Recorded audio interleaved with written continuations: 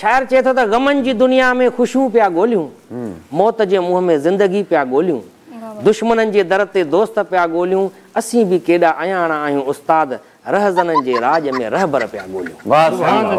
उस्ताद बुखारी साईं हाणे ईंदासीं साईं हसन दरस साहब जो तव्हां ॻाल्हि कई अची वियो यादि। हा साईं हाणे बाक़ाइदे हसन दरस साहब जो हिकिड़ो शेर थींदो, चए थो त ज़िंदगी चिटी अहिड़ी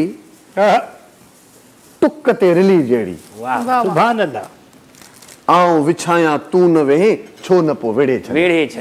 हा साईं, हा बिल्कुलु इहो टुक जी रिलीअ ते वेठो हुयो उन महिल इहा शायरी आई हुई साईं। हसन दरस साहब जी शायरी यादि अची वई ऐं वाकई माना इन शेर पढ़ण खां पोइ हेॾा दाद न आयो। तव्हां सही आहियो त बदज़ोक माण्हुनि सां वास्तो। हाणे सूंह ते हिकिड़ो मूंखे शेर यादि अची वियो आहे। उस्ताद बुखारी चए थो तूं नाज़ुक आहीं गुलनि वांगुरु। वाह साईं वाह। उस्ताद बुखारी सूंह लॻारी ॾे इशारो कंदे चए थो तूं नाज़ुक आहीं गुलनि वांगुरु, असीं कंडा लताड़े पलिया आहियूं। हाय हाय हाय। तूं दर्द ॾिसी पियो दाहूं करी, असीं मौत ॾिसी बि खिलिया आहियूं।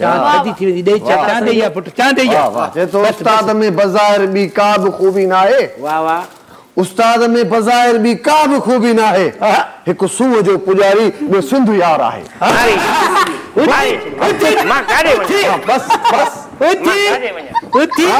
इहो दाद अथई। मट भञी छॾियो। बाक़ाइदे बाज़ोक माण्हू स्टेशन में कैंटीन ख़तम कराईंदी असांजी। बाज़ोक माण्हुनि जे विच में वेठा आहियूं साईं। हाणे हा साईं शेख अयाज़ चवे थो बिस्कुट खा, शेख अयाज़ बिस्कुट खा।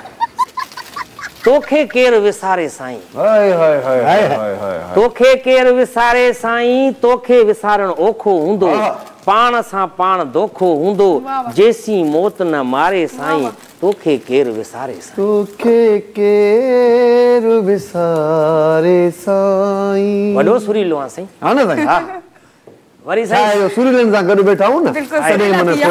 साईं समी बलोच साहब जी शायरी आहे त मूं थे पुछियो हुन खां साईं, हा हा मूंखां विछड़ी कीअं थी भाई।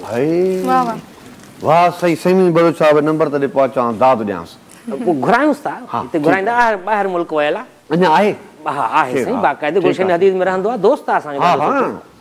चए थो मूं थे पुछियो हुन खां साईं, मूंखां विछड़ी कीअं थी भाई, हूअ बि खिली पई मां बि खिली पियुसि, खिलंदे खिलंदे रोई ॾिनई। वाह वाह। हिते ब्रेक थींदो। वाह वाह। हे जेसि ताईं इहे लाइनूं असां बर्दाश्त कयो हज़म कयूं, छो त कमाल ख़ूबसूरत लाइनूं हुयूं।